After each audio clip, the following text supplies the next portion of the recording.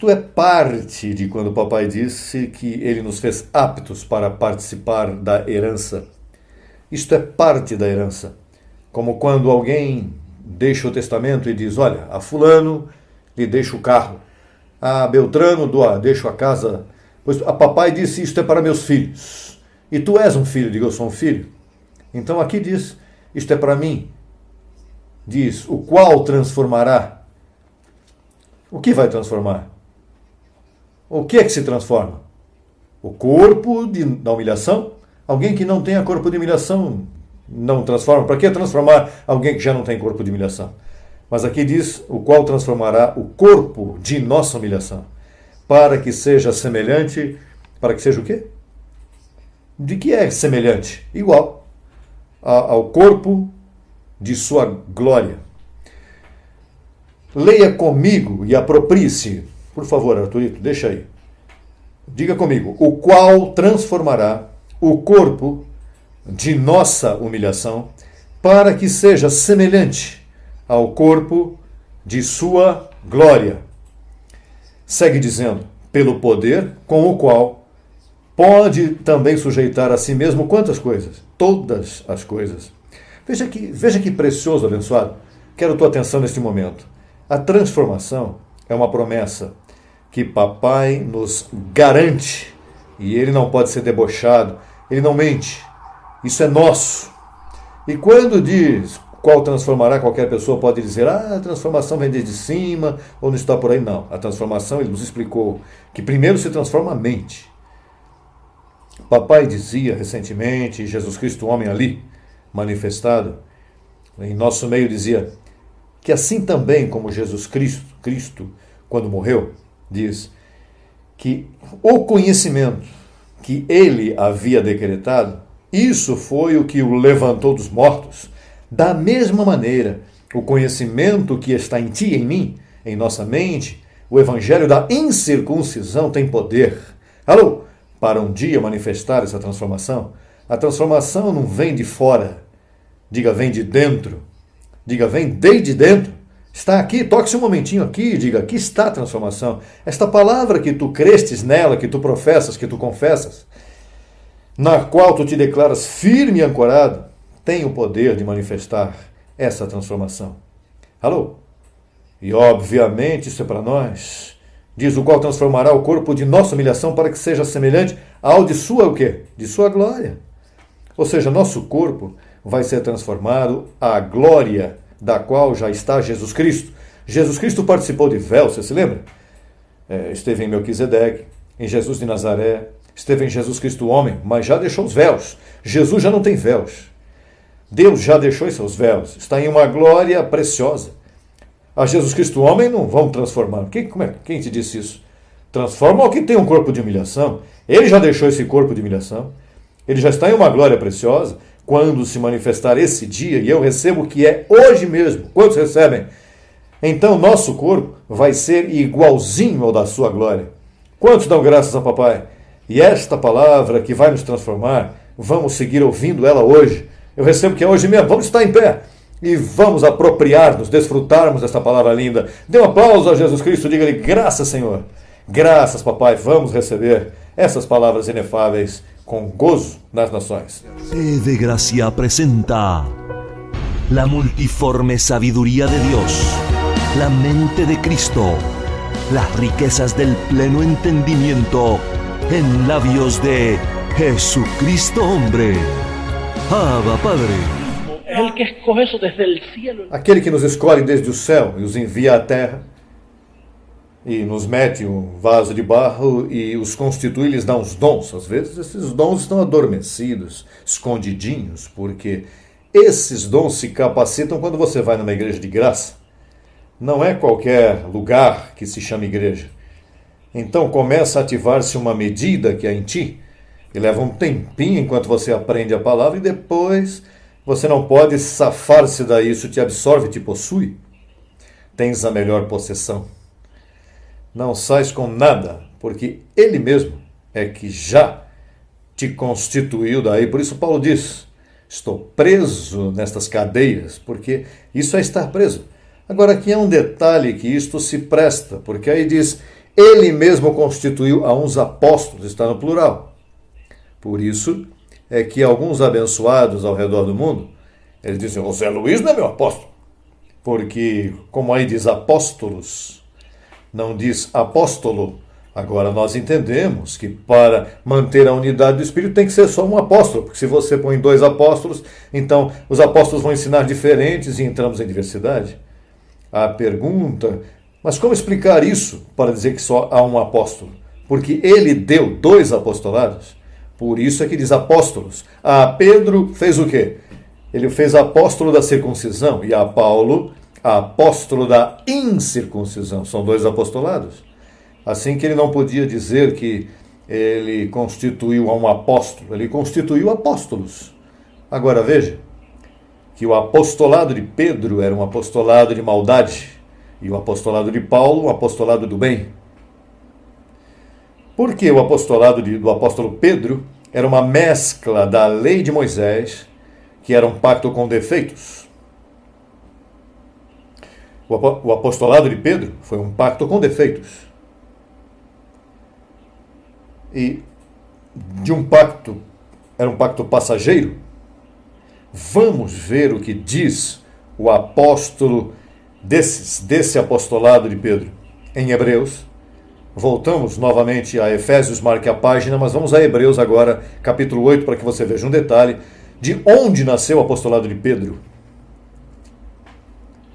No verso 6, diz, o tem todo sim? Eu quero que você preste muita atenção neste momento, porque eu vou falar de um apostolado falso e de um apostolado verdadeiro, do verdadeiro evangelho e do falso evangelho, é neste caso, porque estamos falando da perfeição dos santos, e o apostolado de Pedro não aperfeiçoa os santos, ao contrário, os danifica. Então você tem que entender em que apostolado você vai se posicionar. Veja o que diz o verso 6, mas agora, tanto melhor ministério é o seu, quanto é mediador de um melhor pacto, estabelecido sobre melhores promessas. Porque se aquele primeiro tivesse sido sem defeito, diga, defeituoso, certamente não se teria procurado lugar para o segundo. Quer dizer que aquele pacto foi com defeitos, e o apostolado de Pedro é o da circuncisão, que muitas vezes você se lembra que Moisés mandava circuncidar aos meninos, ao 8º dia, cada vez que um menininho nascia, tinha que circuncidá-lo. E então, vamos ver em Gálatas, antes de Efésios, vamos um repassezinho pequeno, por causa das visitas da internet que estão me vendo, milhares e milhares de pessoas. Veja, estão me olhando sacerdotes, estão me olhando pastores pentecostais, batistas, de todos estão me vendo. Então agora eu posso salvar eles, da vida deles. Vou salvá-los da vida, porque se eles descobrem o que temos falado, eles saem do apostolado de Pedro e entram no apostolado de Paulo. Imagina?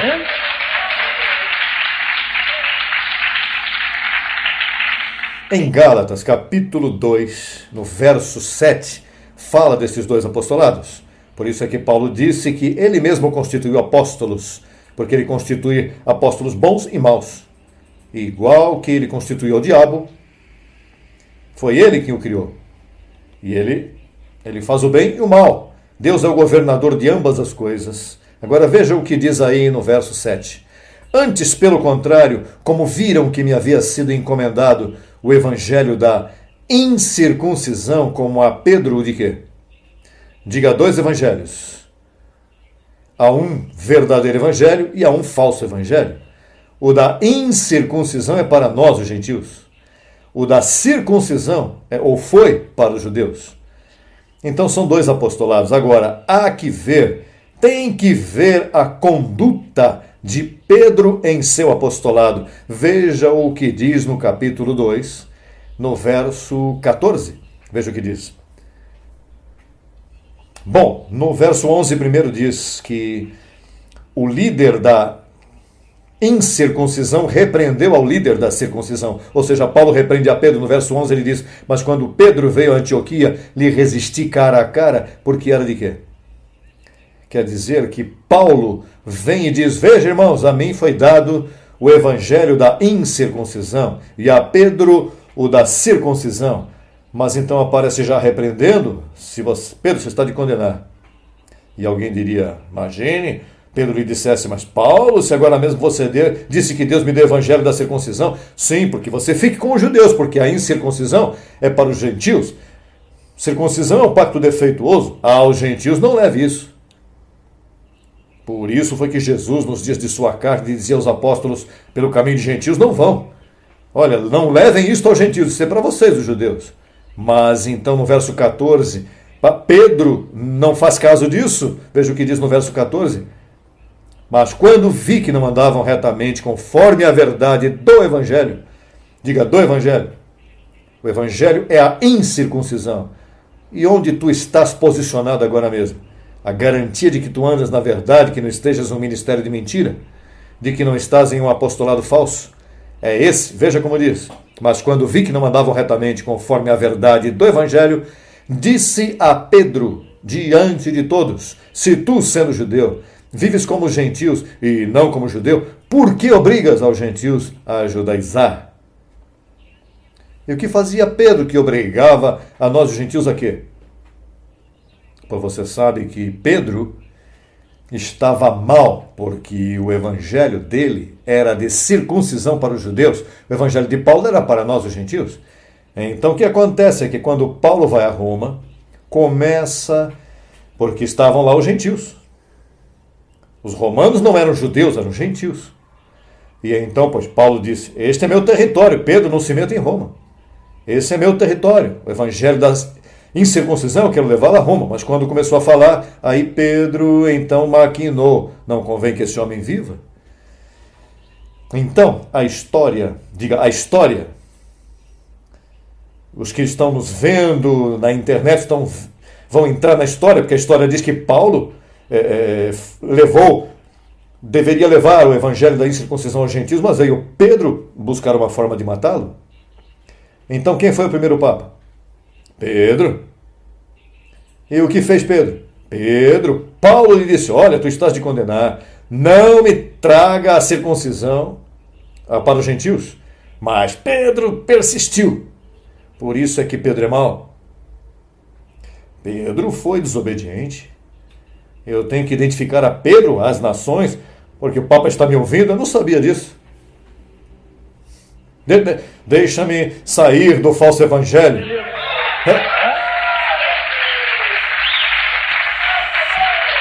Veja, vocês, os sacerdotes, pastores, ministros pentecostais, batistas, evangélicos de diferentes denominações, adventistas do sétimo dia, que são gentios, e tragaram na conversa de Pedro, estão na circuncisão.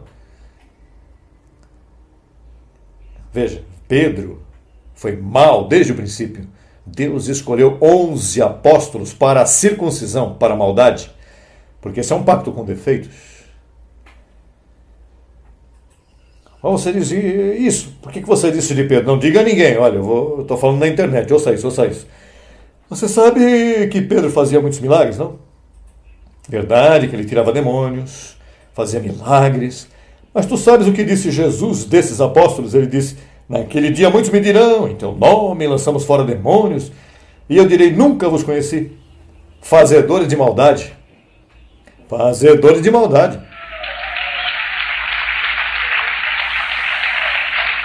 Pastor, mas você está dizendo que Pedro é mau? Eu digo aqui, não. Aqui está dizendo que Paulo diz, tu estás de condenar, tu és mau. Não lhe faças dano às nações, deixa isso aqui em Jerusalém. Pedro, veja, Pedro foi mau. E eu tenho as evidências, eu não estou mentindo. Tu e eu, veja, qualquer amador da verdade que esteja me vendo pela internet, que seja honesto. Porque Paulo, quando tu ouves a verdade e não obedeces, Paulo disse, olha, eles estão servindo a seu ventre, não amam a Jesus Cristo. Mas os que amam a verdade, de verdade, Jesus Cristo, você está ouvindo a verdade. Paulo teve que repreender a Pedro. Irmãos, isto é histórico que estamos falando. Isto é histórico, você não vê que até estes dias a igreja foi enganada? Até estes dias. A igreja tem sido enganada. Tu e eu estamos despertando agora, vendo o dano de Pedro. Você sabe que há um detalhe na vida de Jesus, nos dias de sua carne, que ele disse que ele não foi encontrado nele engano em sua boca, é verdade que sim? Ou seja, o que significa isso? Que o que ele falava era o quê? Verdade. E ele disse, de certo vos digo que de cada palavra ociosa, cada palavra neutra, que digam os homens, darão conta no dia diante dos anjos. Ou seja, palavras, ele comparou aquela gente com os rapazes que vão nas praças, assim a Bíblia diz, que falam coisas nessas, e falam bobagens e ficam... Pois cada palavra que sai da boca deles, ele aplicou isso a ele, porque ele nunca falou uma palavra corrompida. Quer dizer que quando em um dia ele disse a Pedro, Pedro, aparta-te de mim, Satanás.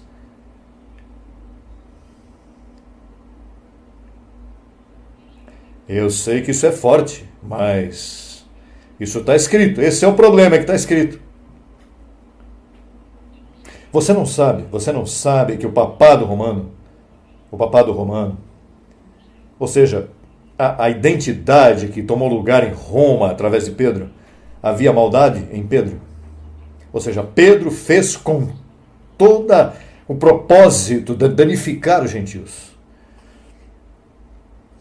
Bom, Pedro é o culpado de que através do ministério de Roma, que saiu de Roma, se danificaram as nações. Veja, a pobreza é culpa da Igreja Católica.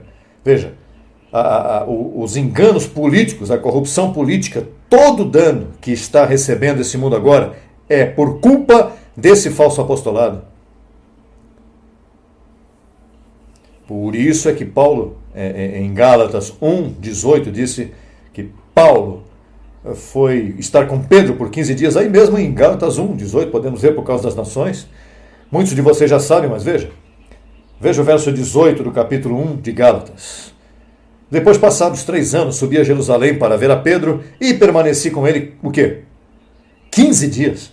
O que você crê que pode se fazer Paulo com Pedro? Pedro, vou te dizer, tu andaste com Jesus nos dias de sua carne, mas depois que ele ressuscitou, ele apareceu a mim e me deu um evangelho diferente do que você prega para os gentios.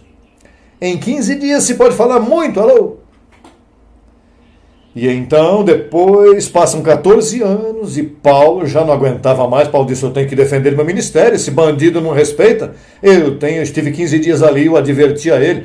E contudo, ele segue empenhado em levar esse falso apostolado a nós, os gentios, a amada, a que Deus escolheu a Paulo para comunicar os mistérios, e eles vendendo uma missa, vendendo nos escapulários, vendendo nos cruzes, vendendo rosários, vendendo historinhas de santos e de santas e de coisas. Esse é um engano de 2000 anos, as nações estão todas enganadas. Isso tem que parar neste milênio.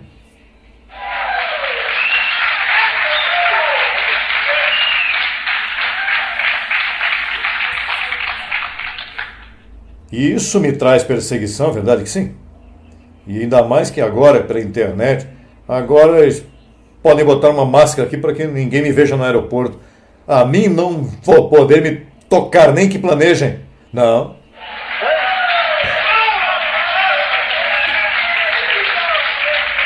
Você sabe por quê? Porque este é o tempo de papai, é o tempo de Deus, de separar o mal do bom. De separar o mal. E você, olha, eu necessito que você me ajude nisto. Você é devedor, você está em dívida com o Espírito. Alô? A dívida, eu quero que você conheça a verdade, se afirme na verdade, que sustente a verdade e pregues a verdade. Isso é o que tem que se pregar.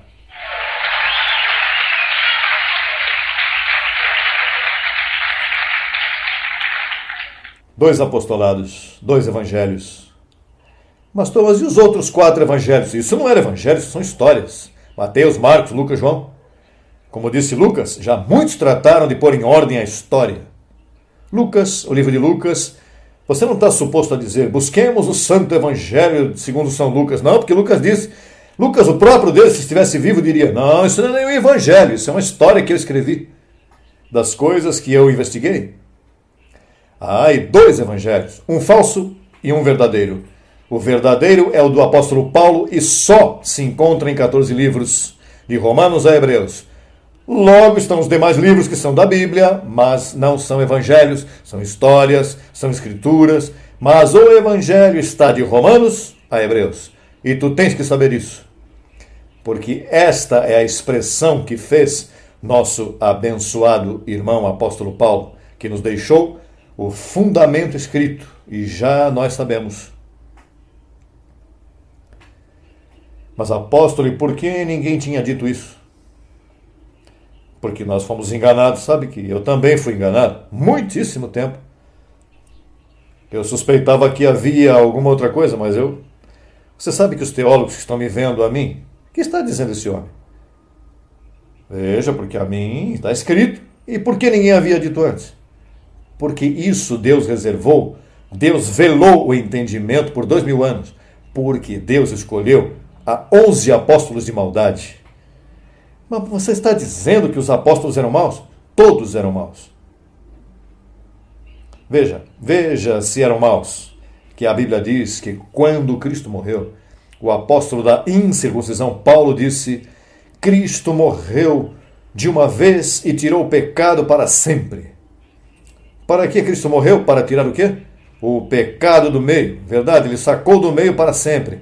Agora João vem e diz: irmãos, se alguém pecar, temos um advogado com o Pai. Então, tão logo João disse: se alguém pecar, sabe o que João está fazendo? Está jogando no chão todo o propósito de Cristo por ter morrido na cruz do Calvário. Ou seja, João era pior que Pedro.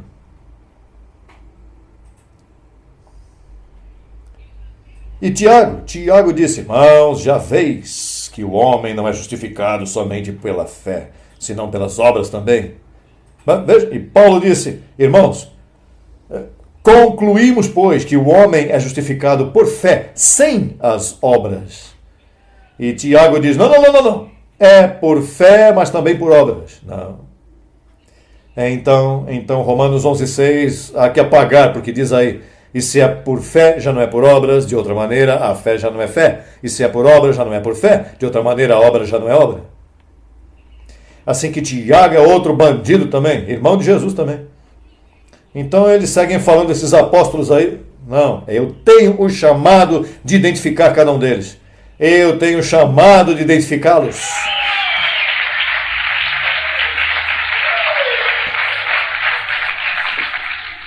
Olha, se Pedro foi mau.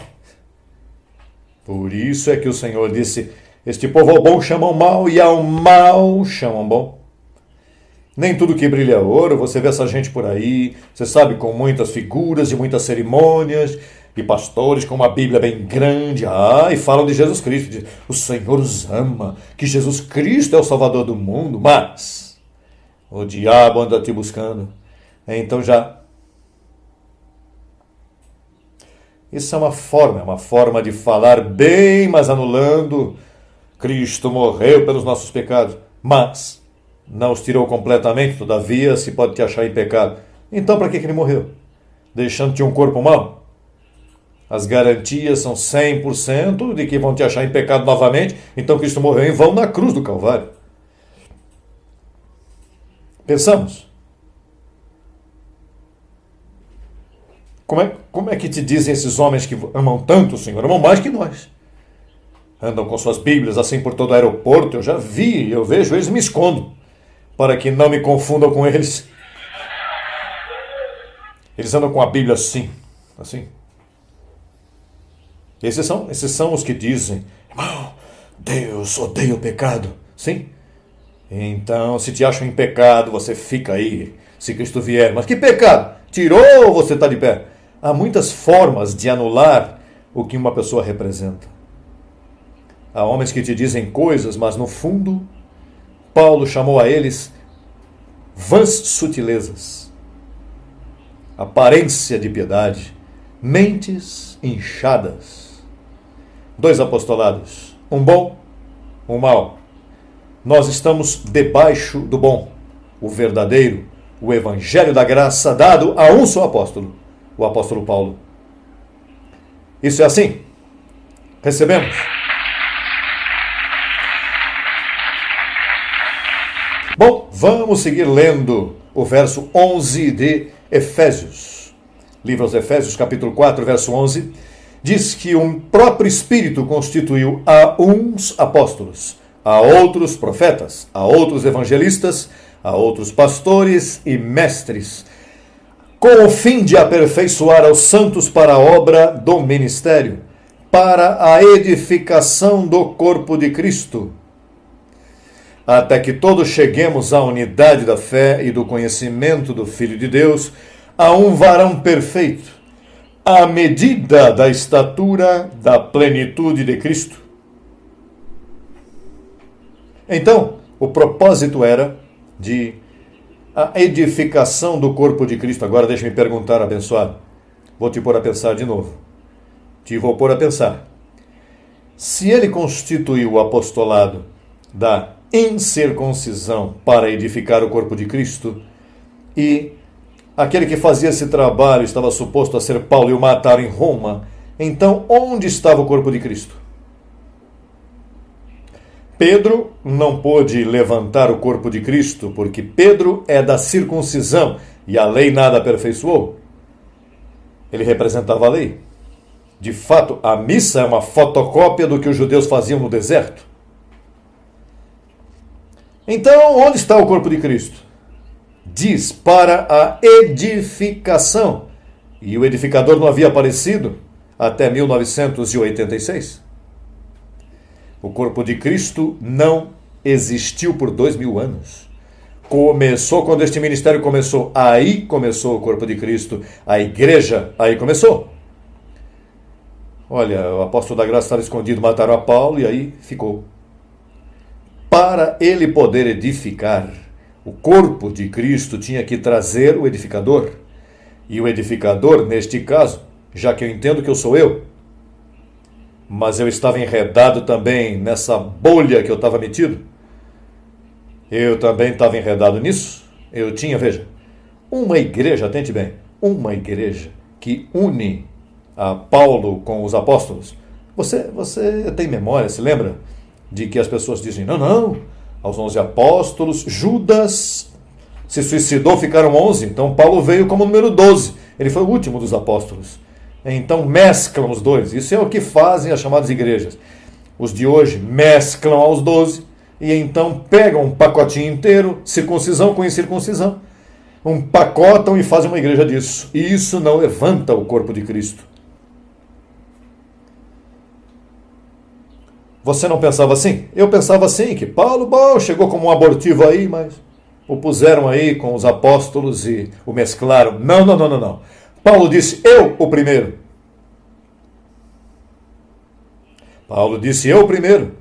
E mais, ele disse, eu pus o fundamento. E os demais apóstolos? Essa gente não pôs nada.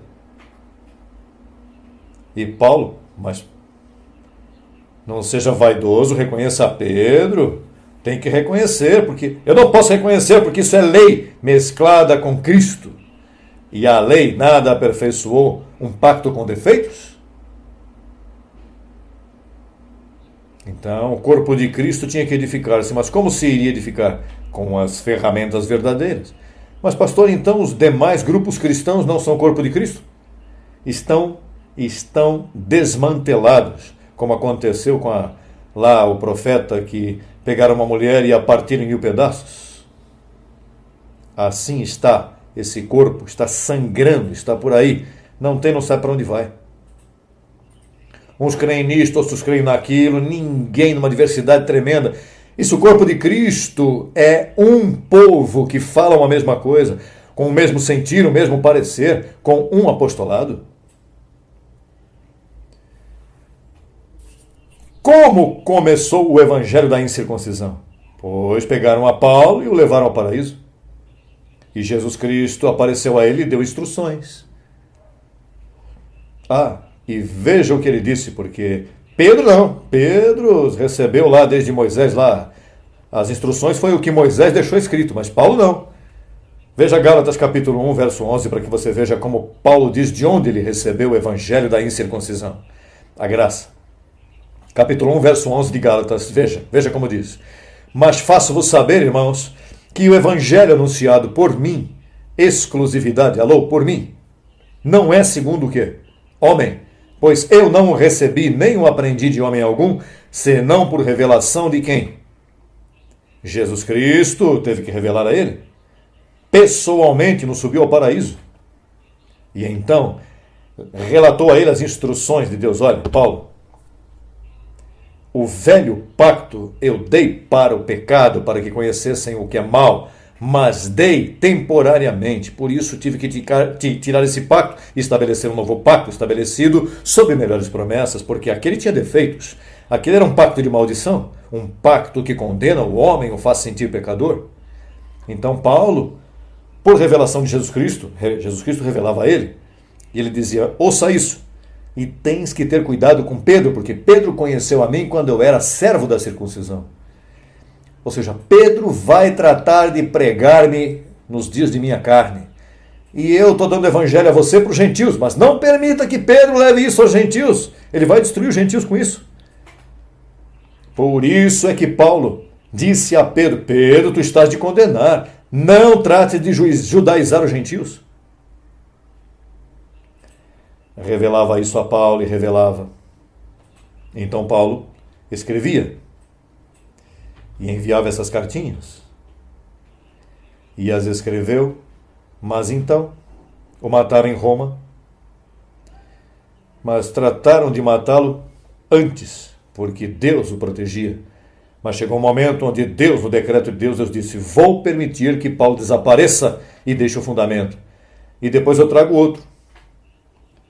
A trombeta final eu trago outro. E eu vou buscar a forma de deixá-los saber. Mas veja que Deus mesmo velou todo este evangelho da incircuncisão. Deus o mesclou aí. Está tudo aí mesclado, veja. E ninguém sabia como desenrolar esse assunto. E eu tampouco, ninguém. Eu tampouco, a teologia americana, os dois idiomas que eu mais dominei eram inglês e espanhol. E eu não escutei ninguém dividi-los. Dividir, veja, circuncisão de incircuncisão. Eu não vi ninguém. E por que você fez? Porque, assim, nesse mesmo tempo que Deus um dia me levou ao paraíso, se eu não vou ao paraíso e Ele me comunica isso, esse ministério não existiria.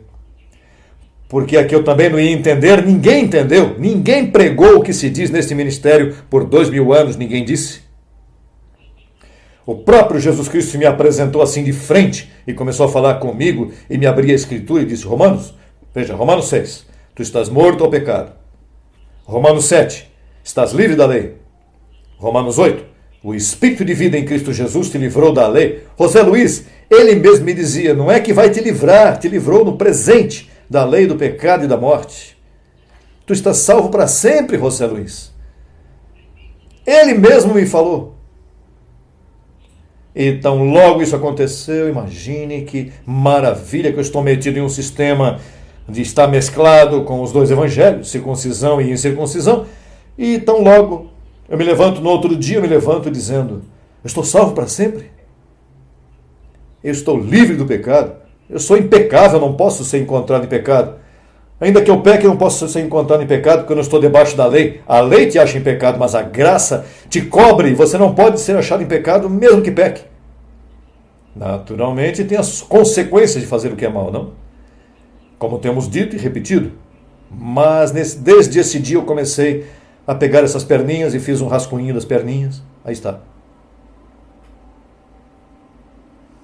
As perninhas para que a palavra corra. E comecei a fazer cassetinhos. Eu me fechava num quarto e começava... Bom, eu não tinha audiência, não tinha ninguém. Ninguém acreditava em mim. Então eu me fechava num quarto e começava a falar. Como se estivesse com muita gente. E me podia explicar assim um cassetinho e assim eu copiava e mandava para outras pessoas. E os que me ouviam, que se convenciam, olha, isso é verdade. E vocês que me conhecem há muito tempo sabem que eu gravava um ouvido enfermo. A igreja é enferma. Eu falava daqueles santos cansados, que eu também estava cansado. E eu escrevia, e os punha em cassetezinhos e punha no correio. Eu mesmo fazia cópias de um gravador para o outro aí. De um gravador já tinha 2, 3 cópias, porque não existia ainda A duplicadora de cassetes não existia naquele tempo. E eu fazia tudo que eu podia. Olha, eu ganhava 10 pessoas, estava contente. E aos 5 dias me chamavam, me ligavam e me diziam: José Luiz, tu não estás num falso evangelho, porque Gálatas diz aí, cuidado, que quem tiver num falso evangelho, que seja anátema.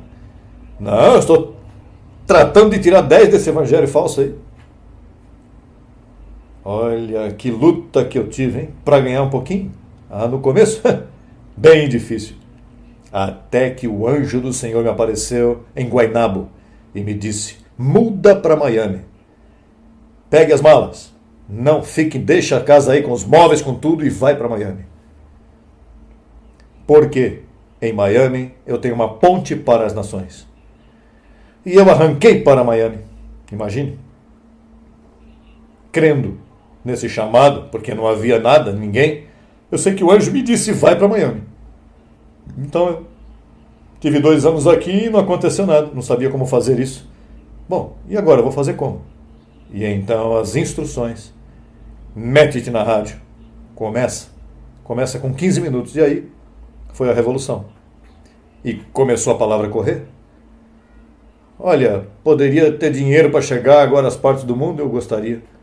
Mas isso custa muito dinheiro. Mas isso Deus já tinha predestinado. Então, na unidade, que é essa unidade da fé? Veja o que diz, verso 13. Até que todos cheguemos à unidade da fé e do conhecimento do Filho de Deus. A um varão perfeito, à medida da estatura da plenitude de Cristo. Ouça isso. Quando Cristo morreu, tu sabes o que levantou a ele? Que ele tinha conhecimento, porque ele sabia que ele venceria a morte. De onde ele vencia a morte? Pelo conhecimento. Então, há um conhecimento que Cristo, até mesmo morrendo aí, ele não podia falar, mas quando ele ressuscitou, ele apareceu e disse a Paulo, e foi escrito. Agora veja o que vai acontecer. Te prepare para o que eu vou dizer agora. Quando todo o corpo de Cristo, que está sendo edificado por esta palavra, através do qual todos temos o mesmo conhecimento. No Brasil é o mesmo, em todas as partes, América Central e do Sul, todos. Veja esse calqueu, que tremendo. Está agora mesmo, IBE, recebi uma carta da Bolívia, onde ela diz: IBE, não negamos ao Senhor aqui, nenhuma situação assim que já chegou o tema lá.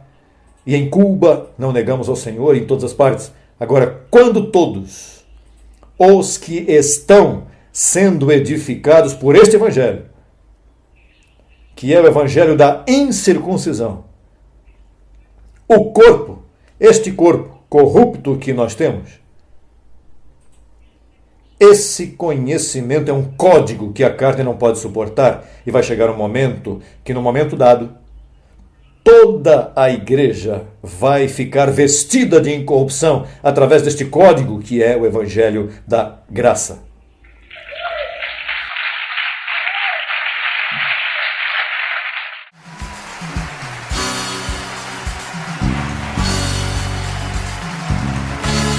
Oye, ¿qué más podemos pedir?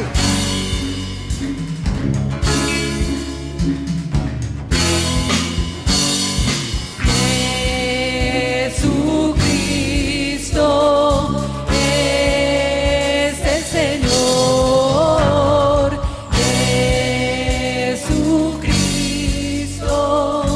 es el Señor. ¡Arriba todos! Gracias, papá. Es el Señor. Es el Señor. Jesucristo. Un Señor. Es el Señor. ¿Qué más puedo pedir? Si ya todo me lo has dado, enriquecido estoy, pues ya tú me has heredado. Solo no estoy. ¿Qué familia me has dejado? Jamás te podrás ir, porque en cada uno de sus rostros Tu imagen puedo ver.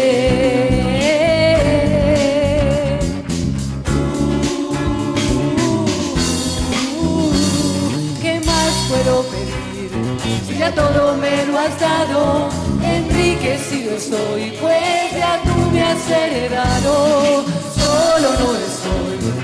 familia me has dejado, jamás te podrás ir, porque en cada uno de sus rostros tu imagen puedo ver.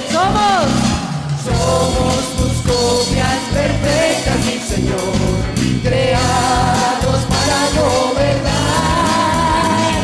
En cada uno te has formado, mi Señor, en ellos hoy te puedo mirar. No te has ido ni ausentado, mi Señor, viviendo por siempre y estás haciendo en mí el querer como el hacer, por tu buena voluntad.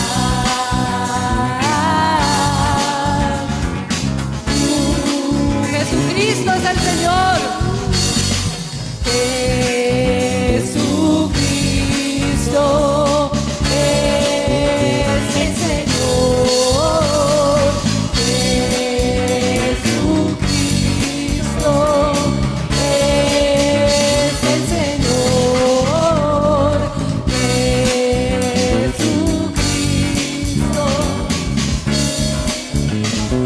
viviendo por siempre en mí.